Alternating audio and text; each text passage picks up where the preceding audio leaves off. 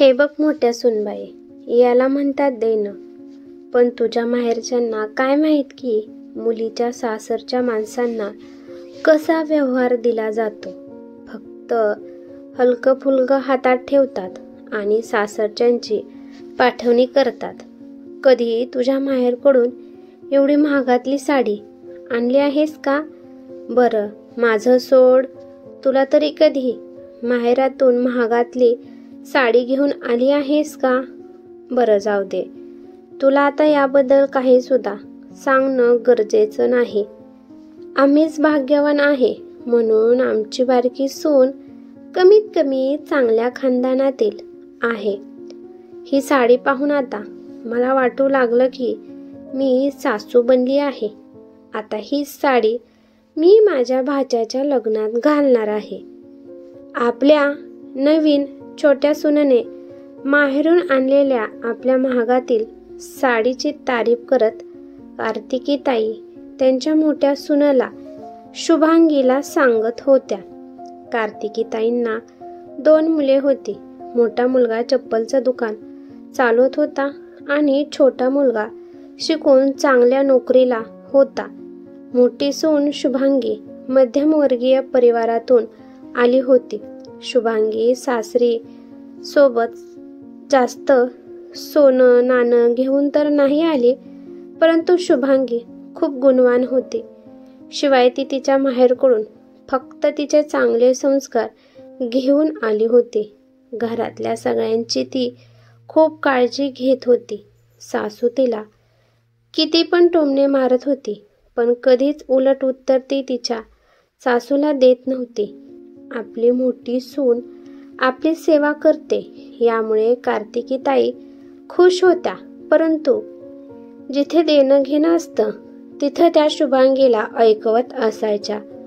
कार्तिकी ताईच्या लहान मुलाचं जेव्हा लग्न मोठ्या खानदानातील स्वरासोबत झालं तेव्हा तिच्या माहेरच्यांनी तिला खूप हुंडा दिला होता आणि त्यामुळे कार्तिकी ताईच्या मनात जास्तच शुभांगीबद्दल राग येऊ लागला की ती लग्न होऊन सोबत काही घेऊन आली नाही. आणि हे तर बरोबर आहे की जो कोणी चांगल्या पोस्टला काम करत असेल तर त्याच्या जोगीच मुलगी आपण सून म्हणून आणत असतो. कार्तिकी ताईच्या नजरेत आता जास्त इज्जत त्या त्यांच्या छोट्या सुनेला स्वराला देत होत्या. एवढ्या वर्षापासून आपल्या मोठ्या सुनेने आपली सेवा केली हे त्या विसरून गेल्या. शुभांगी तिच्या माहेरून आल्यावर 2 साड्या सासूबाईपाशी ठेवत होती आणि म्हणत होती की सासूबाई, तुम्हाला जी कोणती साडी आवडेल ती घ्या.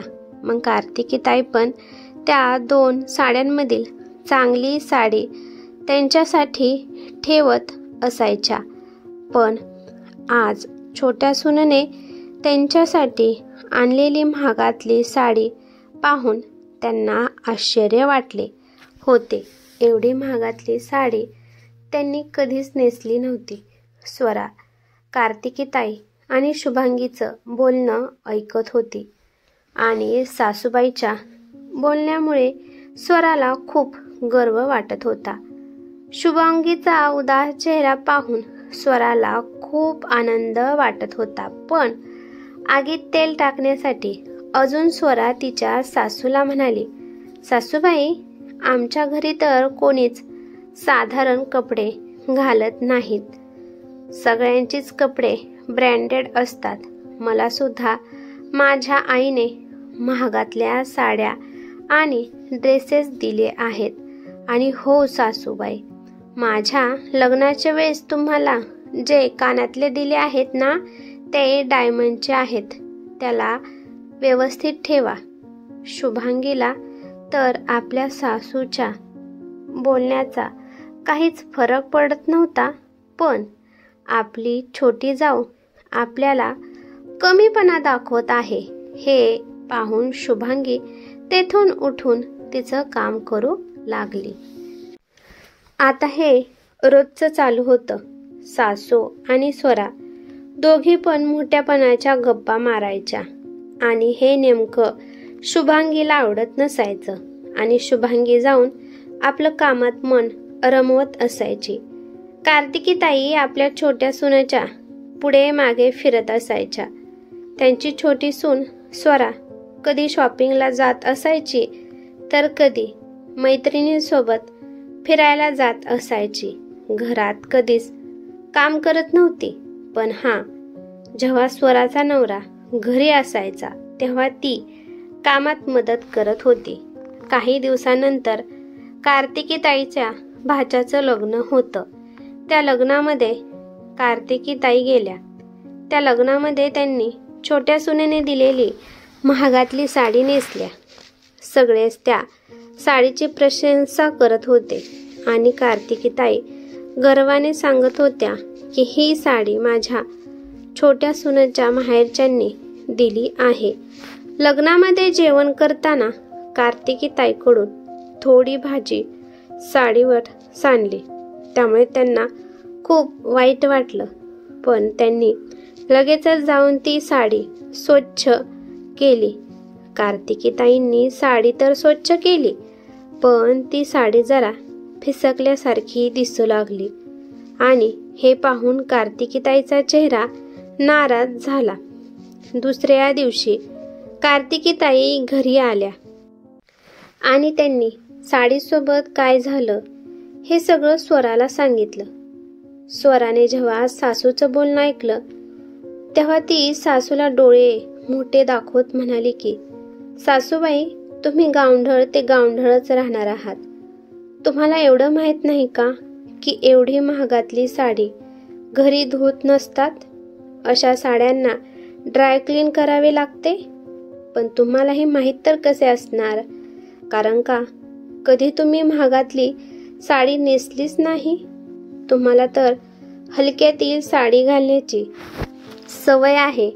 कधी स्वतःसाठी काही खरेदी केलं नाही. मोठ्या जाऊबाईंनी आणलेली किंवा घरात पडलेली साडी घालायची तुम्हाला सवय आहे. एवढी महागातली साडी कशी घालतात, तिला कसे व्यवस्थित ठेवतात हे तुम्हाला काय माहीत असणार. स्वराचं बोलणं ऐकून कार्तिकीताई तिच्या तोंडाकडे पाहू लागल्या. त्यांच्या मोठ्या सुनेने शुभांगीने कधीच त्यांना उलट उत्तर दिले नव्हते. त्यामुळे छोट्या सुनेच्या तोंडून उलट उत्तर ऐकून त्यांना जरा विचित्र वाटत होतं. शिवाय एका साडीसाठी स्वरा कार्तिकीताईचा अपमान करत होती. कार्तिकीताईंचा स्वाभिमान तार तार तुटला होता. त्यांच्या डोळ्यातून अश्रू येऊ लागले होते. शुभांगीला आपल्या सासूचा हा अपमान सहन झाला नाही. ती स्वराला म्हणाली की भास्कर स्वरा, सासूबाईंना किती बोलत आहेस. अगं फक्त एकच साडी खराब झाली आहे, त्यामुळे सासूबाईचा एवढा अपमान करण्याची काहीच गरज नाही. शिवाय ती साडी तू त्यांना दिली होती ना, मग त्यांनी त्यांच्यासाठी सोबत काही पण केलं तर तुला काय प्रॉब्लेम होत आहे. जर त्यांना साडीबद्दल काही माहीत नसेल म्हणून आपण त्यांना एवढं बोलायचं नसतं. आई समान सासूबाईला तू अशी बोलत आहेस. सासूबाईंना माहीत नव्हतं की ही साडी घरी धुत नसतात, त्याला ड्रायक्लिनिंगला टाकावे लागते. मला तर असं वाटत आहे की तुझ्या माहेरच्यांनी सासूबाईसाठी महागातली साडी जरी दिली असली तरी तुला संस्कार देताना कंजूसी केली आहे असं मला वाटत आहे. सासूबाईचे दोन्ही पण मुले एवढे सक्षम आहेत की ते या साडीपेक्षा सुद्धा महागातली साडी देऊ शकतात. शुभांगीचं बोलणं ऐकून कार्तिकीताईंची छाती गर्वाने फुगली. आज त्यांना मोठ्या सुनेचे संस्कार छोट्या सुनेच्या साडीच्या किमतीपेक्षाही खूप मोलाचे वाटू लागले. ही कथा कशी वाटली ते मला कमेंट करून नक्की सांगा. कथा आवडली तर लाईक शेअर नक्की करा आणि चॅनेलवरती नवीन असाल तर चॅनेलला सबस्क्राईब करा.